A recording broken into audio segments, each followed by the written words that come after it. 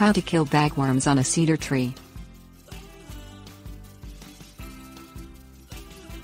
Bagworms are white larvae that eat the needles of many evergreen tree species, including the cedar. Most infestations begin in the late spring or early summer, but they are only noticed once the worms construct bags that hang down from the branches. They lay up to 800 eggs in each bag that later hatch into moths.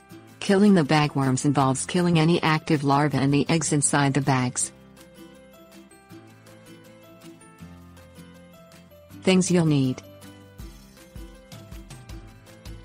gardening gloves, ladder, trash bag, insecticide. Put on gardening gloves and place a ladder next to the cedar tree. Climb on the ladder carrying a trash bag.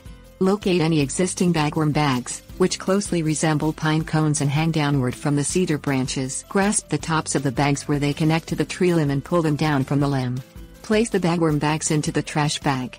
Remove all bagworm bags from the tree, repositioning the ladder as needed. Spray the entire trunk, all limbs and needles of the cedar tree with an insecticidal spray in mid-June. Choose a spray that states it is effective at killing bagworms.